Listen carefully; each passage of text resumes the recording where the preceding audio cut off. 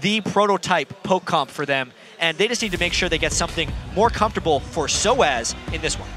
Well, here we go then, into picks and bans. First up on the ban list for Fnatic is Evelynn. Kassadin also coming in here on the red side, seeing that good old Kassadin returning as a ban for every red team. I was actually looking forward to Kassadin being played in this one because I have a bunch of things I want to say about the new Kassadin and what it brings. It's a little strong at the moment. It was actually nerfed in the 4.7 patch that just shipped last night in some regions, so expect to see it banned a lot more, especially against Xpec. So, next ban's coming in then. Ziggs taken away by Fnatic. Another mid lane ban for Cloud9 as they remove LeBlanc. So Peke's options going to be somewhat diminished coming into this into their first round of picks here, and we'll see if the third and final ban is focused towards Peke. The likes of Nidalee, of course, which he's been really favouring recently. Last ban for Fnatic was the Jax.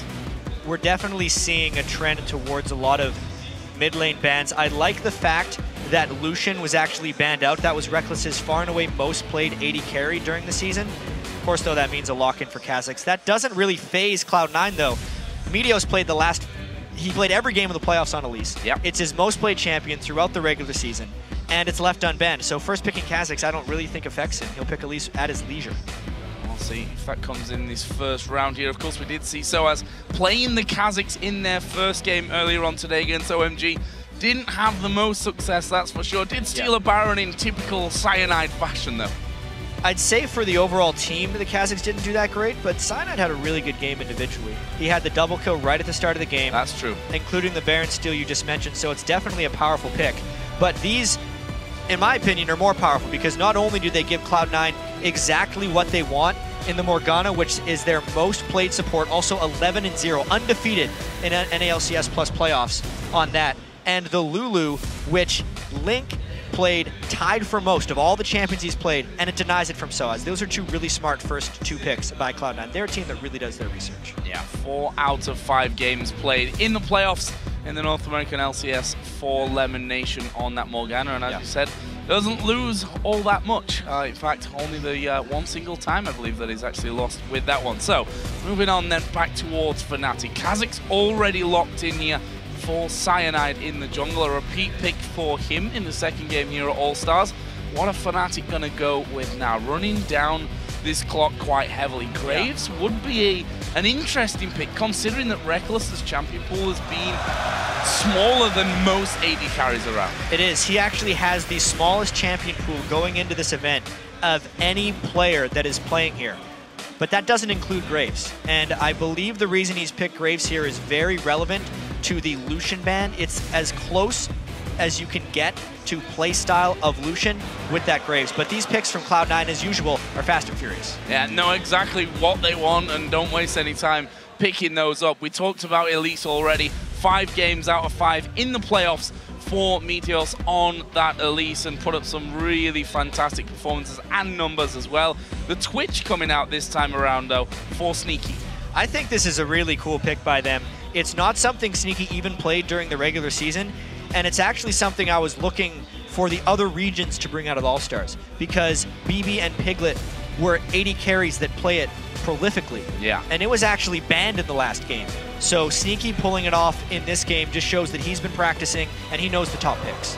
So for Fnatic then, of course, their final 2 picks looking for a top and mid lane, and we can see Peke there not looking his happiest. I was watching the player cams in their last game as well, and Soaz looked very, very down on how that all went down for them. We'll see this Shyvana returning to a champion that he's played sporadically throughout the season so far. Orianna will be locked in as well. They went with these 2 picks, and it's going to heavily influence their playstyle when you compare it with how they did against OMG. This is not a poke composition. While it has poke aspects, it's very much a team that can team fight. They're going to look for a completely different game plan here, knowing they can go in with the Orianna and Shyvana and try to pull off some combos. And the last time actually that Orianna was played for Peke was way back actually in the European LCS in a defeat to Alliance. Funnily enough, that was their last defeat in that horrible run that they had after beating everyone and then going on to lose. That was an Orianna game for him there, as I said, a loss to them. Final pick here, though, for Cloud9, for the top lane of Balls, is going to be Trundle. Yeah, even though Balls has his most played Renekton Siobhan. He's undefeated on Trundle 4-0. Obviously, Cloud9 has a lot of very impressive records because if you include the playoffs, they were 29-4 in the North American LCS. So it's a little bit skewed here. What this really means, as far as team compositions go, is that Fnatic is actually a little bit outside their comfort zone, playing a bit more of an initiation style, whereas Cloud9 is still very much at home with what they've been doing. The only new thing is a Twitch, but that is because that's what Sneaky's been practicing. That's what he's going to be comfortable with. It's really going to come down to, I think, which Fnatic shows up, the one that is on the giant losing streak or the one that wins the European split, and how Cloud9 adapts to lane, because these team comps don't really have huge advantages one way or the other. And that's the thing about Fnatic, you know, we say that they always produce on the highest levels. They've done so traditionally when it comes to the European LCS, of course, 3 splits that they've had, won all 3 of them as well. Worlds, they managed to get pretty far as well. So we'll see if they can turn around that favor, as I think it was Freak mentioned earlier on. They've traditionally lost games and then gone on to win them afterwards. And then beat Cloud9 specifically. So we'll see if their fortunes change with this one. When those champions selected, head to Twitter and guys, let us know which jungler you think will have the biggest impact in this game. Tweet #Cyanide or #Meteos and send those to @LOL eSports. For you, we've got Meteos on that undefeated Elise pick once again. I think if Cloud9 is going to win specifically, it's going to be Meteos making the biggest impact. Specifically with him having to pick up more slack, I feel like with Link in the mid lane, proud, of course. They're on fire today. They're going to be a little cheery for Fnatic whenever anything big happens. But honestly, if Cloud9 is to succeed, Meteos has to destroy on Elise. And Cyanide had a fantastic Kha'Zix game against OMG in defeat. So it's going to be a good matchup. So here we go then, in-game. It's Fnatic versus Cloud9. A big rivalry. North American champions versus European champions. And look at this, right now at level 1, Fnatic are looking to set something up with a 5-man push to make that now as YellowStar comes down towards the Tribush. We've seen quite a lot of level 1 action here today already. More than I would have expected. Yeah. For sure. Obviously, these trinkets still on the 2-minute cooldown at the start of the game, so a lot of guesswork coming in early. And against a Morgana, you have to be very careful about where you go. Especially if you're going to stack up as well. Those dark bindings become all the more easy to hit, let's call it, if you're all grouped up in there together. Fnatic at the moment, see, just keeping 1 man in the Tribush. The others were waiting off to the side, but obviously Fnatic feel like there's maybe nothing for the immediate take in there, but from positioning here, looks like they're at least going to be going up to get a ward if in that blue buff area, if not stick around and take it. And the laning matchups, as far as will we see AD carries play against each other, will be kind of the team's choices here. I talked with a lot of the pros over the weekend about exactly why we see so many lane swaps. Obviously, the how has been discussed a bunch and is still, everyone has a different opinion, but the why is if there's any risk of your 2v2 lane not winning, they just swap, because that will skip the laning phase. And then as we've seen today in the AllStars, every regional team has a slightly different take on the optimal way to swap, whether it's the 4-0, whether it's the heavier counter jungle strategy with slightly less pushing, which will give more farm to your top laner and your AD carry, or what Cloud9 and Fnatic decide to do right here. Well, we are going to be seeing 2 versus 2 down on the bottom lane here. Reckless and YellowStar versus Sneaky and Lemon Nation. Fits in with our featured matchup as well. Going to see how these guys keep in there and whether they stick around in this lane or do a switch the first time that they end up recalling. Yeah, but Fnatic probably won the mind game here, unless Meteos reads that he wants to go steal the blue, and surprisingly, he's actually trending towards that direction, so junglers are going to end up trading buffs, and we're going to get those standard lanes that I've actually been waiting to see for a while from these guys. Certainly a change from the norm nowadays, we can safely say. Those lane swaps becoming all the more prolific. There is Meteos doing the Fnatic blue one. He's in no danger right now. Got a ward just below him. Cyanide, of course, is already done that blue and is back over on towards his red. There's a nice little bit of work from YellowStar. A poke of Karma, proving a little bit difficult so far for Cloud9. Yeah, and Karma Graves has a tremendous amount of just straight up damage. Karma in particular is probably the strongest support level 1 through 2 because she can empower her abilities right off the bat. Meteos trying a very early gank in top lane. He loves to support balls more so than almost any other jungler. Done well there to land the cocoon onto Soaz, but you already saw Ball's not really following up from that one. It was just a case of showing your presence, make Soaz feel a little bit more under pressure. Should note that Soaz already used his teleport. Of course, he was in the Cloud9 jungle earlier with his own jungler and has now teleported to that top lane, so that's not available for him. Balls does still have his, though, so keep an eye on that if anything breaks out, for example, down in this bottom lane where the 2v2s are stacking up. Cloud9 seem very happy to just sit back here on their own turret and get those last hits off without taking too much damage and risk being too far up the lane. They're going to get a little bit pushed in, and in all honesty, the Twitch scales much better than the Graves does. So if they can sit at their turret, trade farm, not die, and not get the turret pushed, everything is going as planned because they're actually not very gankable from that position, and it will open up Meteos to make a few more moves.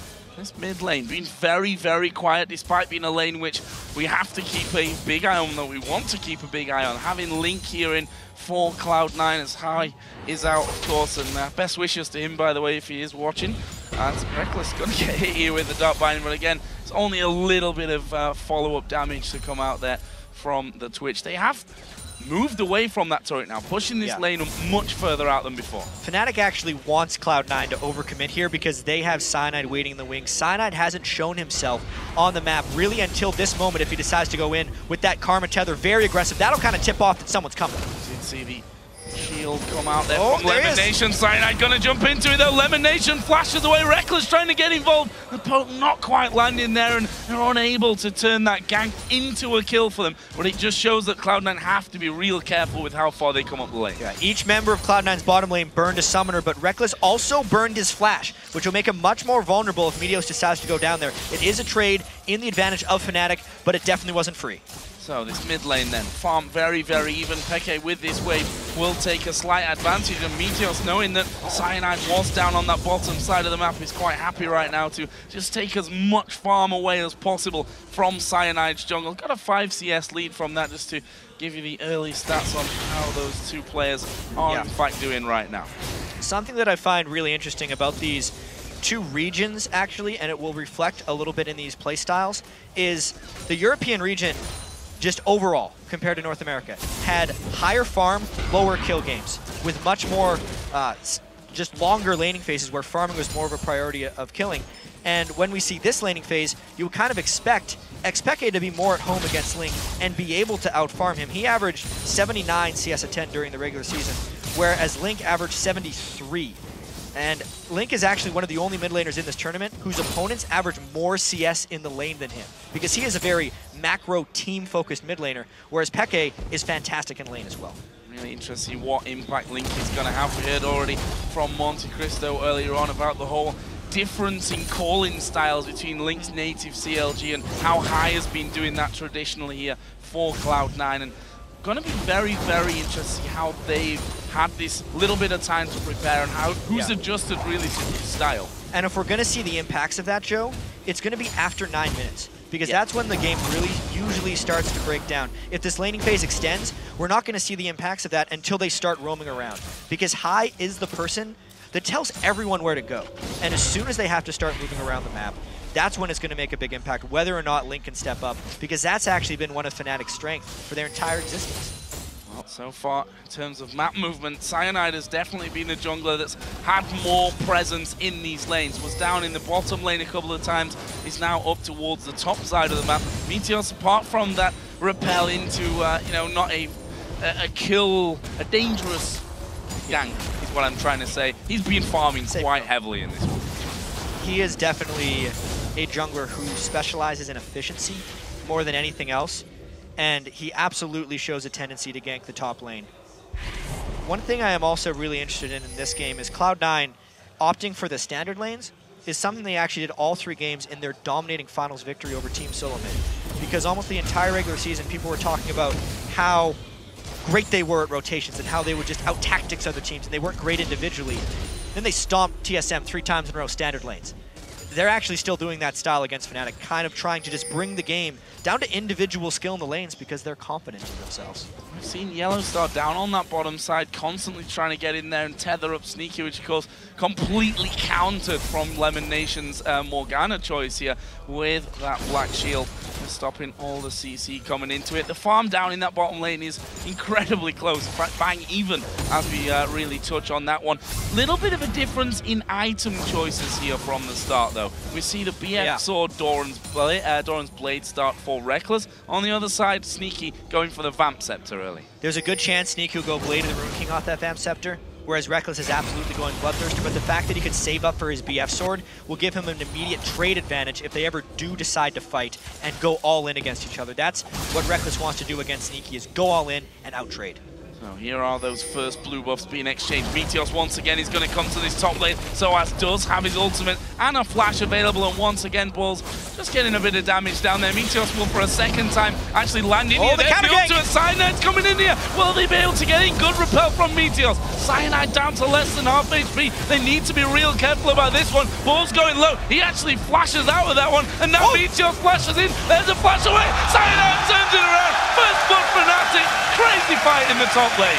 Absolute skill matchup right there in the top lane with Fnatic coming out on top. They baited that in not once, but twice. The first time was just to wait for Cyanide to come there. So they actually ended up starting that one late, and then they pulled Meteos all the way into the turret to get that kill. We hear there, the crowd here. As we said, definitely a lot of Fnatic fans in the house. And well, to be honest, when you've got two French players on your team and you're playing in France, it's definitely something that you can come to expect. They get the first blood. We're about to hit the 10-minute mark. If you look at the global goal, 13.4 to 13,000. So half a thousand gold, which is 500 if you're used to normal numbers. Good start here for Fnatic. Slower paced game, though, because of these more standard or older standard lanes, I guess we can say now. Yeah, definitely not an accelerated game that we've been so used to seeing.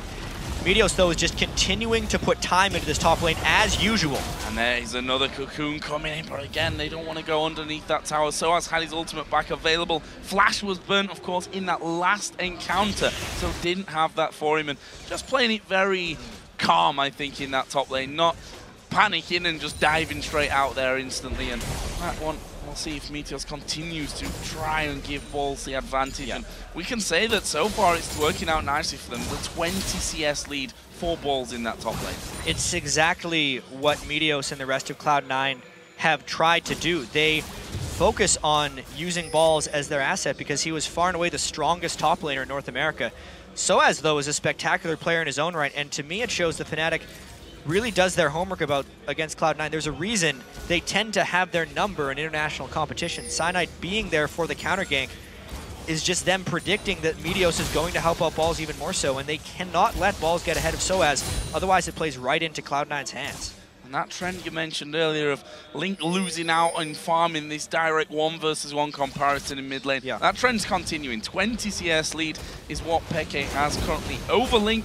Both players are working their way up towards that. Athenes and are in very similar positions when it actually comes to item builds. If we actually look now down at the 280 carry builds, we see that the BF Sword has been picked up a little bit earlier, of course. Reckless already talked about that. Got his Vamp Scepter now, so straight up towards that Bloodthirster. Sneaky on the other side, going for that Blade of the Rune King start. As we see Peke and Cyanide coming towards the top. A lot of people going to go in, and the Shockwave, he's pulled the trigger far too early on that one.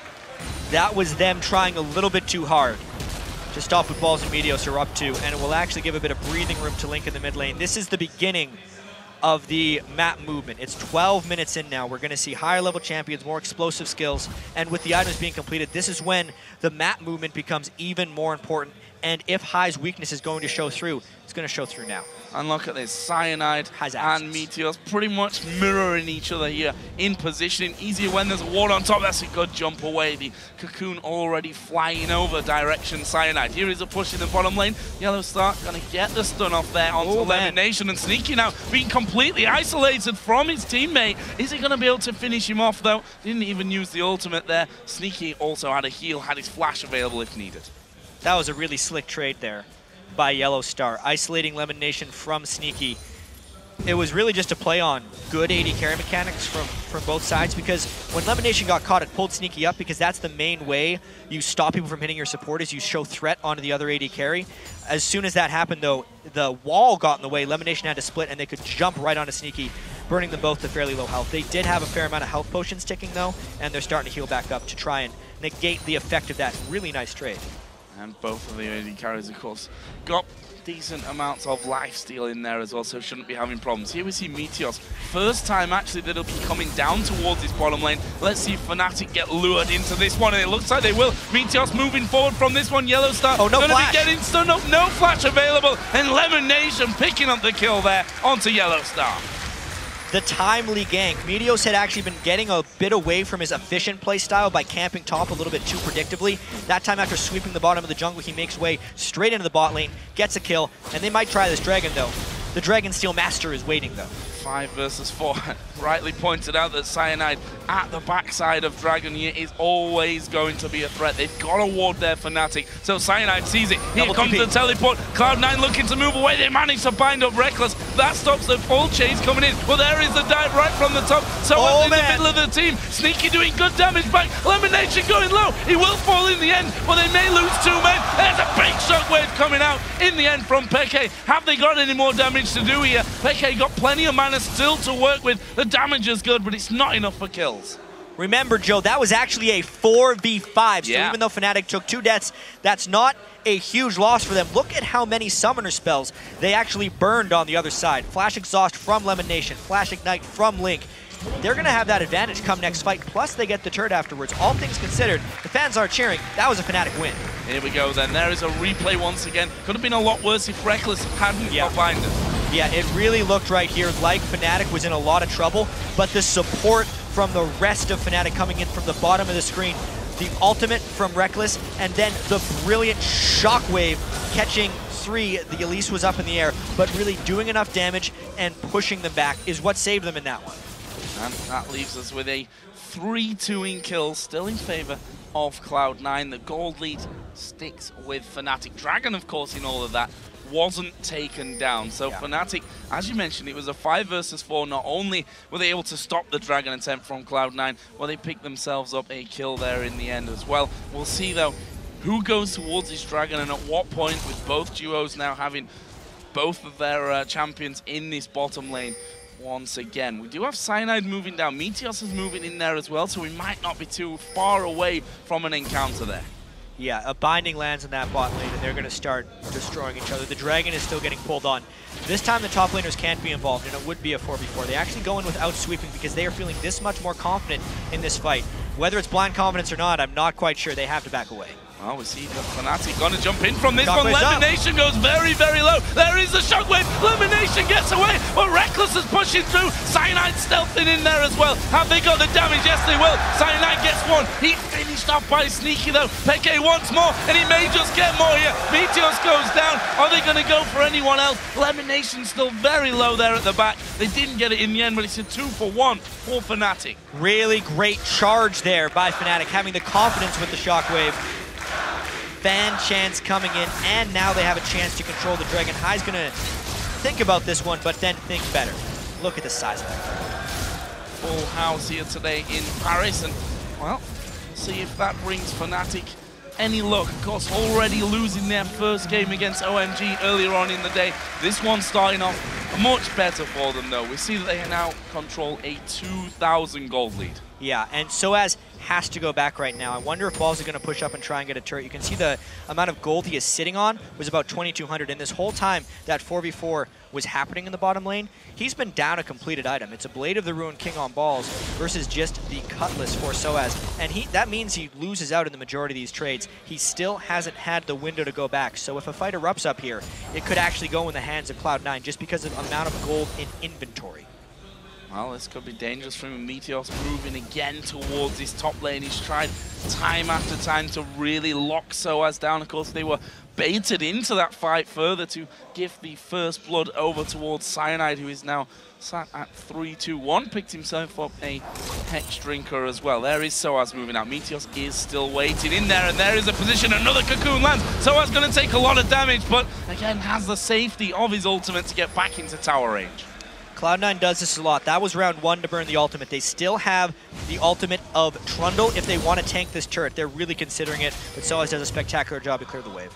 Wave cleared, and there is his window to actually go back and spend some of that hard-earned cash. Still behind NCS, has brought it back to a more respectable level than it was. We see there the Blade of the Ruin King actually finished off for him. Meanwhile, Fnatic pressure in the bottom lane. And things are looking great for Fnatic right now. The turret is low. Wow, Peke actually beat Link to the spot. And there is a Black Shield timing out. They dash straight onto Sneaky. Good wild growth though coming in. Cyanide's in the middle of them. It's Peke that gets the kill onto Sneaky. Lemon Nation trying to run away. Again lands a clutch binding this time onto Cyanide to stop him chasing through. Kill and the turret. Peke is obliterating the Cloud9 team right now with the timing of his shockwaves and the movement from mid lane. He got the CS advantage. Now he's winning other lanes for him. There's a fight breaking out. Yellow Star going very, very low from that one. Crowd loving it at this point. The blue buff going to be contested, but here comes Meteor from the backside. Fnatic are very, very low in this one. Cyanide goes low, jumps away from it, doesn't get the slow. Meteor dodges that one completely with a repel, and that is going to be a kill. Oh man, they got the rest of Fnatic cornered. Completely sandwiched in between Cloud9 and the teleport. TP from Balls is coming in as well. Reckless trying to stay alive as long as he can. Peke might get a kill here. Reckless actually takes down Link. They do finally finish off Peke, but Reckless is the next target. Meanwhile, Meteor's going low. Soaz is trying to get that kill, does get that kill as well. 3 for 2 right now. They are going to lose Soaz. That ends with a 4 for 2 in favor of Cloud9. What a bloodbath right there. You can definitely say Fnatic overstayed their welcome because Sneaky actually came all the way back from the death, returned to the fight just for the cleanup. Let's take another look at this one, how low Fnatic is. It was really just the movement from Meteos to cut in and corner here. Cloud9 loves the combo of the stun from Elise and the dark binding because it allows them to lock down targets and cut off areas of retreat. The binding is actually what pushed the 3 members of Fnatic back towards the lane. Therefore, Meteos could cut them off from the other side. When the double TPs came in, this just ensured the bloodbath because it meant both teams were trying to commit. At this point, Fnatic can't think about how bad a position they are in with Twitch returning, and Twitch finishes the job onto Soaz. Luckily, he could pick up that kill onto Meteos. Yeah, taking something for...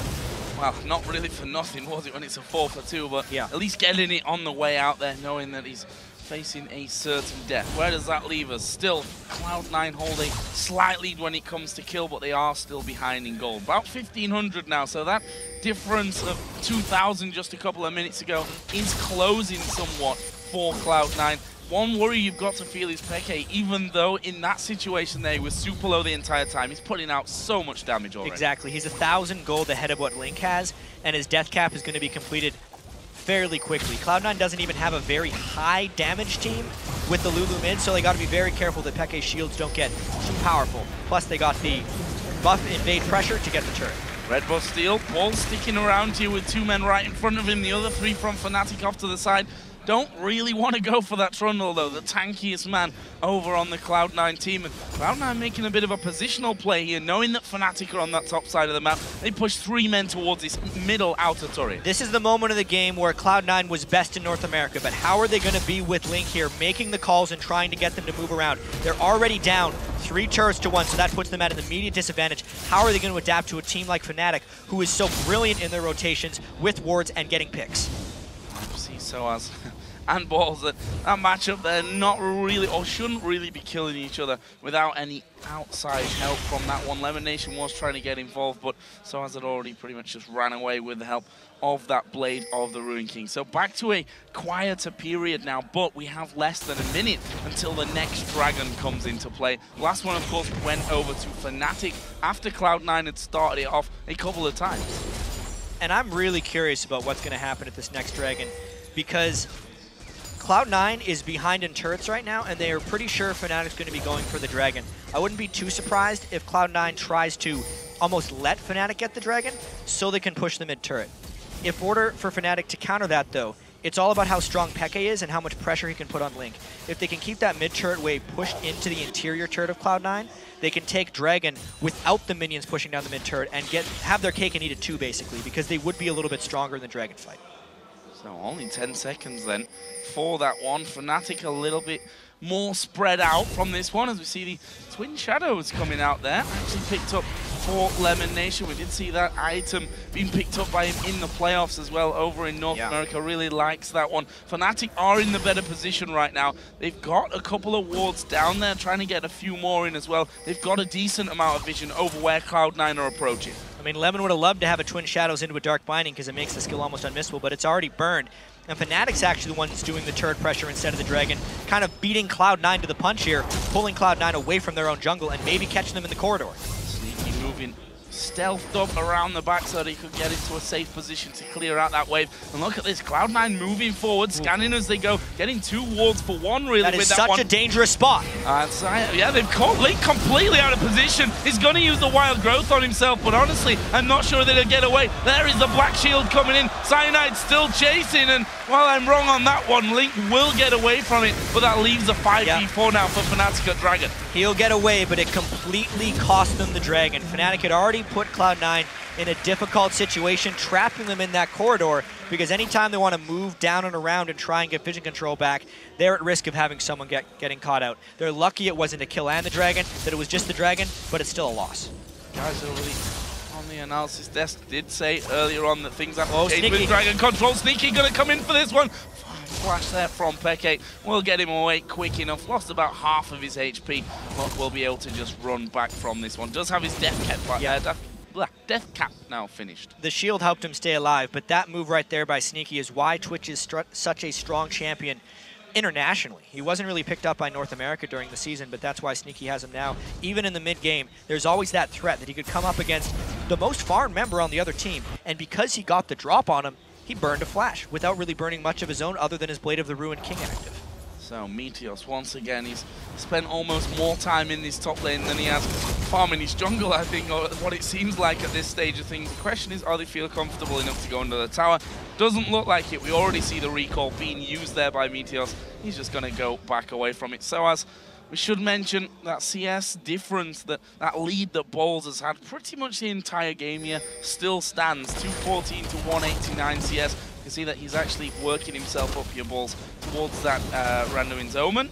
On the other side of things, Soa's actually got himself the workings of a Guardian Angel. He has the 2 components to it. That would be a curious choice for him. I hope he's just going for different components of items. The Randuin's maybe with his Chain Vest or a Sunfire Cape, and then a Spirit Fist or a Banshee's Veil. With the other one, he's just getting those components right now. As far as teamfighting is concerned for Soaz, though, he's got to be really careful about himself. I know Dyrus had a horrendous series against Cloud9 where it seemed like he was stunned the whole time.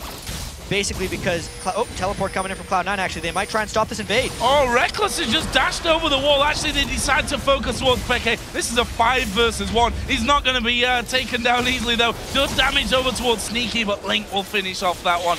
In the end, I thought they might head for Reckless as he dashed towards the TP, but, well, Peke all isolated on the top side. Just a bit of dodgy positioning there. They were trying to greedily take away that blue buff, and it ends up costing them another death onto Peke.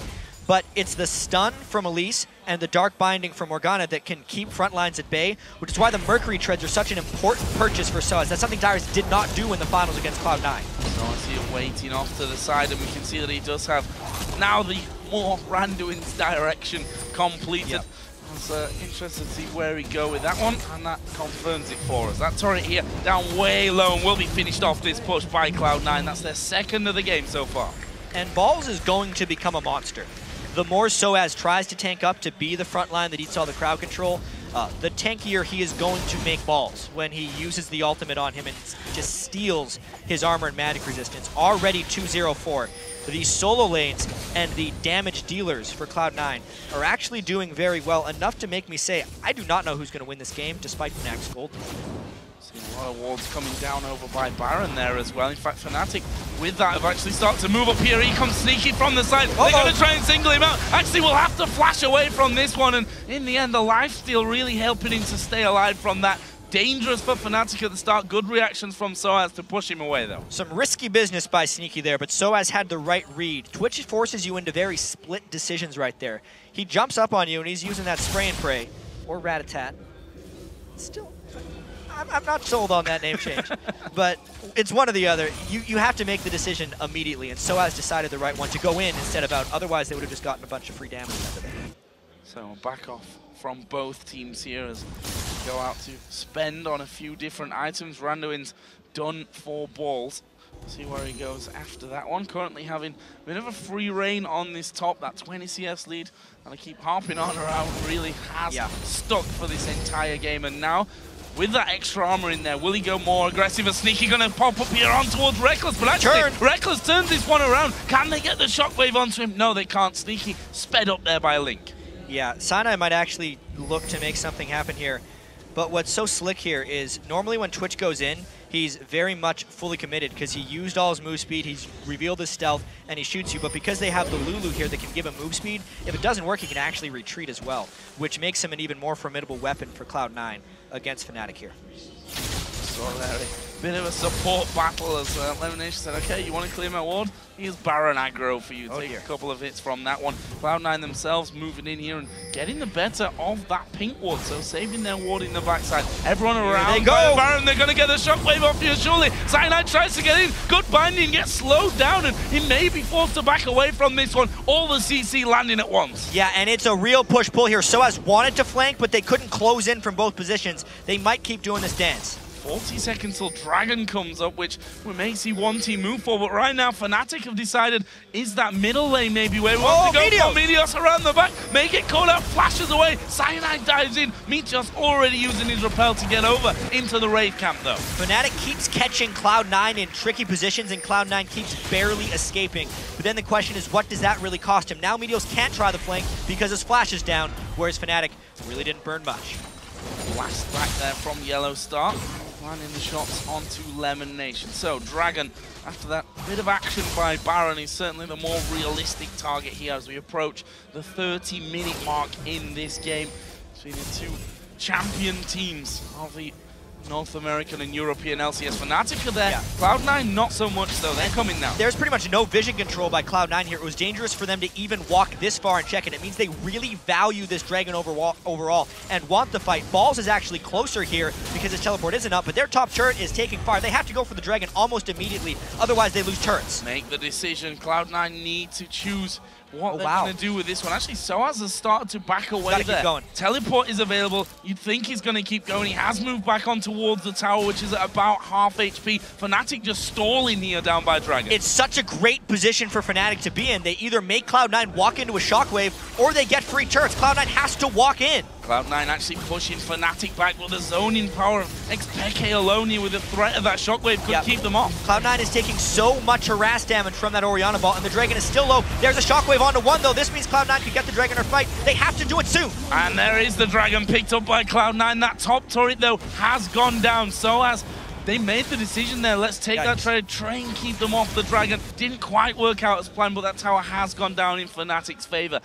We're still at around 1,500 gold separating these two teams. Neither of them being able to make any real headway when it comes to either getting that lead back from Cloud9 side or Fnatic getting a bigger lead. And the thing with that trade for Fnatic is, even though the Dragon was worth a lot of gold and clearly Cloud9 valued it, Fnatic got to make a trade that now Cloud9 can't make again. It was a top turret for a Dragon objective. Since they've now pushed it to the inhibitor, if they do that again, it's not a trade Cloud9's going to opt into. Overall, once again, that is a very slightly better trade for Fnatic. And we saw some pings going down onto the top lane outer turret there. A basically free pot of gold for Cloud9 at this point. Put a couple of men onto that one. We'll see if they can take that down. AllStars still commanding position around the Baron area. Again, the Ghost just sent out by Lemon Nation just to scout around. One of them does find AllStar hiding inside of the brush, and that gives Cloud9 now the better position on Baron, allows them to continue with this yo-yo game of clearing wards out. And I gotta say, Cloud9's actually staying together pretty well when you consider that their shot caller is missing. Stuck back in North America high, unfortunately, with his health problems. Could not make the trip, which is why Link is here. And they've been desperately practicing, trying to get Link as vocal as High was, since he is a shot caller. But CLG uses a dual shot calling system, and really, that's not the way Cloud9 has rolled for most of the season. He's got his items now with the completed Void Staff onto Lulu. He's very powerful. The team itself is only 2 turrets behind. They're 1,000 gold behind.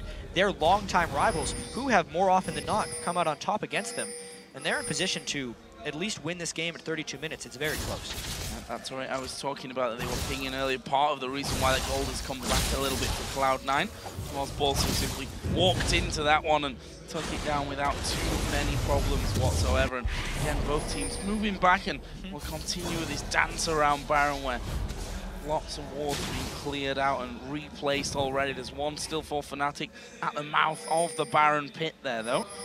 We'll see where that gets switched out. Good time to maybe take a look at a couple of items here, and want to look back to our AD carries in the featured matchup. We see that both of them actually picking up Phantom Dancer and Last Whisper. The difference, of course, is that Blade of the Ruined King Bloodthirst. And this is actually the point in the game, Joe, where Twitch becomes much more powerful than Graves. Obviously, it is position-based for AD carries, as it always is, but just with the stealth and that rat-a-tat-tat to hit almost every target on Fnatic, Twitch is better right now, if they can force a fight. TP coming in from Balls. Fnatic had already seen that one coming and decided we should back away as the Twin Shadows come in there. The Ghost coming around. Sneaky is in the middle. He's going to get the slow off onto XPK, but Fnatic have replied and, you know, moved themselves back to that inner turret in mid lane fast enough that they weren't risking moving through that tight avenue to try and get involved. It's all about vision control trading here at the Baron area. Both teams trying to kind of catch each other in corridors. Both teams have tremendous amount of AoE burst if they really land the right stuff. Cloud9 on the side would be a Twitch AoEing with Lulu's Glitter Lances, whereas Fnatic is even more so. Dragon, Shockwave, and the Graves AoE would just obliterate Cloud9. That's why these tight moves around the Baron pit are so valuable, and getting a team pushed back into their turret to get vision control is a constant swing of momentum. Oh, need to be a little careful here. Actually sidestep from Peke away from the Dark Binding of Lemon Nation. Just want to point out Peke's build while we're talking about him. Double blasting one here. Just showing us that he wants that extra power right now and can't afford to wait. Ball's actually catching out YellowStar here. This could be a little bit dangerous. Cyanide's coming from the top. Are they realistically going to take out Trundle? I don't think so. The teleport will come around for Soaz. Actually cancelled there in the end. Ooh. But now Cloud9 managed to lock up one. YellowStar's is squishy, his target on the entire team, and Ball's right up there in front of him. Throws down his pillar. They can't take Peke. Well, this is Shockwave territory. They landed as well. Meteos is going to go low. Can they finish him off? He's going to rappel out of there, and now it's Cloud9 turning around and chasing. And Fnatic is still pushing with Soaz. They have not suffered a casualty yet. This is a huge move for Fnatic. Lemon Nation going low. Peke actually going to stop them from recalling on this one. Balls also just trying to keep them from pushing back in. Peke going to go low. They actually can finish him off there. Link is going to go towards Reckless now as well. He goes down. Lemon Nation got that kill. We have seen Meteos come back in. He's actually stopping now the push from Cyanide. From Soaz in there, but Cloud9 are going to get the inner tower. They have burned so much to get those few kills. Now, how do they capitalize? There are two main damage dealers down on Fnatic's side, and a third stuck away. They're going straight for that inhibitor. This trade will be a happy one for Cloud9, getting the kill advantage, stopping Soaz, and going a step further than Soaz in that bottom lane by taking the middle lane inhibitor. We've got 30 seconds to Dragon, still 20 seconds until Peke and Reckless come up. Cloud9 are headed towards Baron here. It's because it's still a 5v3, and the teleport, remember, was cancelled by Soaz, so he can't make it in a position. Cloud9 could burn this Baron down before Fnatic even makes it into the rage. They might try, though. Cyanide is there. His ultimate's up, so he can come in stealth. He's going to surely come in stealth from this one, but have they got the vision in there? No, Cloud9 secure that one. It's Meteos that will finish off with the smite. Nice fluid calling here from Cloud9. This was a big question mark about them, but we see how efficiently they pulled off that move, the sweep up towards Baron. Exactly, because that was an example of Fnatic pushing Cloud9 to the absolute limit. They forced them into multiple team-based decisions, and Cloud9 ended up making it work. But they might be sticking around here with the Dragon up because they had to clear super minions. Fnatic might be able to rush this Dragon down. It's Cloud9 trying to make it in for a team fight, because if they get another one, they could end the game. And they're moving in en masse here. Sneaky, you can see, trying to get in position from that one. Dragon is very low. It is going to be Fnatic that get that one, but will they want to fight? Surely not. Soaz even using his ultimate to go away, but they've gone towards Peke. Shockwave on the backside, but Peke is going to go down. And now Soaz being the target. He is the tanky one, but he's being chased very efficiently. Binding just whisking by. Didn't quite land onto Soaz. They're going to go up though onto YellowStar, who's is basically the sacrificial lamb there, trying to draw the AD carry away. It worked, but 2 men are down. Cloud9 might make a choice to keep pushing. Incredibly dangerous move there by Fnatic to get that Dragon because they lose a lot of shielding right here. Balls is incredibly tanky. Look at the armor. He can tank this turret. They might go for the win in the face of Fnatic. They're going to go for it here, and the first Nexus turret has already gone down. Balls says, I don't care about you guys. I want the turrets. They're going to take the second one. They turn around for the fight, killing off Cyanide. Soaz won't even be focused. They want the Nexus here. Reckless is trying to hammer away on Balls. Won't work out for them. Cloud9 take down Fnatic. Brilliant decision making there to end that game. What a game that was, Joe, from Cloud9 strategically. Amazingly enough, they forced the fights at the right moments when Fnatic forced them to. They were down in the game. They kept their rotation start. Ling has a huge smile on his face because they just took down Fnatic at the AllStars right here. If you're Fnatic, you got to be stunned right now. Woeful for Fnatic, really. Let's not forget that from the round-robin group stage, 4 out of the 5 teams will go through into the playoffs. Yeah. Fnatic, though, they've lost their first 2 games. That is not an easy position to come back from. After having a great start here, they've got a lot of people behind them here in the stadium. Something has to change for them, but I want to focus on the positives from this one. Cloud9, the question marks that we had, I guess they've answered it. They're definitely starting to answer them here. I really love the fact that they brought out the Twitch pick. Cloud9 is always a team to heavily prepare, and Sneaky, who was an already versatile AD carry, put another AD carry into his repertoire, and he just came out pretty big in that game. So many times he would open up in a strange position, kind of confuse Fnatic, and give him an edge off of that one. Their strength as well in the top lane, the rock they rely on, Balls. Meteos camped for him, but he still became that monster, and the pillars down the stretch, plus his armor ability to tank the turret, helped them A, chase down Fnatic for the kills, but B, finish the game in a timely fashion. 38-minute win after the game being pretty much anyone's game 5 minutes prior. And earlier on in the game, I was talking back to the point from our analyst desk that they were saying they need better control over Dragons. Yeah. In the game against OMG, they made some bad decisions to fight there. Funnily enough, the finisher here was Fnatic starting off the Dragon and then being chased out, killed, and Cloud9 ending the game. Let's not forget, I mean, Dragon's always important, but is it worth risking against a Baroned up team? Exactly. At 36 minutes into the game where they've actually lost a couple team fights in a row, I actually feel like Fnatic may have just been really worried about getting outscaled. Yeah. Sneaky was getting pretty big on Twitch, and they knew how Graves versus Twitch kind of had a timer on it. Not to mention the Trundle versus Shyvana. Balls are going to rip him to shreds by the end of the game, and he was just getting bigger and bigger. So Fnatic was kind of hoping to get that and get out and just kind of wait for the Baron and then make their move, because that was kind of all they had left.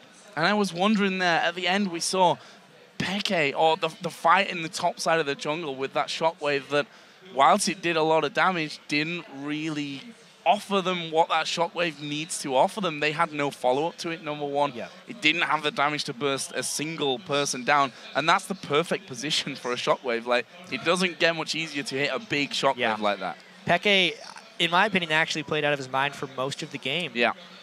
This wasn't a game, the analyst desk might have a different view, where teams made that many big mistakes. Obviously, at the end, Fnatic going for Dragon was one that ended the game, but they were already losing up to that point. That was just a game of a lot of forced decisions that created conflict, and then it was all about who had better execution. At the very start of the game, remember that 2v2 in the top lane? It was Fnatic for a lot of the early moves. And then later on in the game, it was actually Cloud9 who ended up outplaying them. Yeah, dragging them in. We saw, again, the two sides almost of Fnatic. One way you think, wow, that was incredibly well baited out. If we're talking about the top lane in First Blood that came in very decisive, then we see the Fnatic that look undecisive, or maybe even worse, commit to a bad decision overall. Yeah, and with maybe the bad decision making from Fnatic, they won so much with their poke comp down the stretch. When it didn't work against OMG, they kind of shied away from it. They're going to have to do a little bit of searching on the second day. They're always a team that adapts well, though. Well, we are going to be heading over to Shox, who's standing by with Meteos from Cloud9. Thank you very much, guys. First off, Meteos, congratulations on that victory. Great coming into the tournament here with a win, and probably also versus Fnatic, because you guys have had a lot of games in the past already. Talk me through the game, the early game where the top lane exchange was not ideal. Yeah, I messed up a little bit early game top. I flashed in thinking I could kill Shyvana with my Q, but my Q was actually on cooldown when I flashed in, which was just a pretty big misplay, and we got a little bit behind from that. But after that, my team played really well and sort of carried us through the early game. We lost a lot of dragons, but Sneaky was playing really well on Twitch, and he was able to force a lot of flashes by just opening on them in really unexpected ways, and then using the rest of our catch, like Elise stuns, Morgana binds, and Trundle pillars. We were able to just get a lot of catches on, especially Orianna, because he's really immobile. Yeah, you guys did very well. I was actually particularly impressed with even the shot calling at the end of the game when we said that that might be a little bit of a difficult point with Hai, of course, not being here. So how have you tried to make, is Link now the shot caller, or has someone else taken up the role? Link has stepped up and done a lot of shot calling, which it's a lot of props to him because it's super hard to just come into a new team and just sort of try to take command, but he's done a really good job. He's played really well, and he's worked with us to just basically make us play as well as we can. Yeah, and you guys played very well. Up later today, of course, you're going to play versus SKT, the reigning world champions. So how are you looking forward to that matchup? Well, I think SKT is a million times better than us. We've scrimmed them the past 2 days, which is actually a huge pleasure because they're just extremely good. Everything we do, it feels like they just have a better answer for. And so we learn a lot from playing them. And maybe if we play extremely well and they slip up, we might be able to take it off them. But I'm sort of not going into it with the most confidence, but we'll do our best, and we'll see what happens. Yeah, you never know, of course, going in with the best of hopes. Of course, Hai isn't here. Is there anything you want to say to him? Of course, we all wish he gets better very soon. Well, I just hope Hai feels better. I'm really looking forward to playing with him again. Link's done a great job, but I miss you, Hai. We all miss him here. Well, thank you very much, Miros, and congratulations. That's all for now. Let's head back over to the guys at the analysis desk for more information on the game.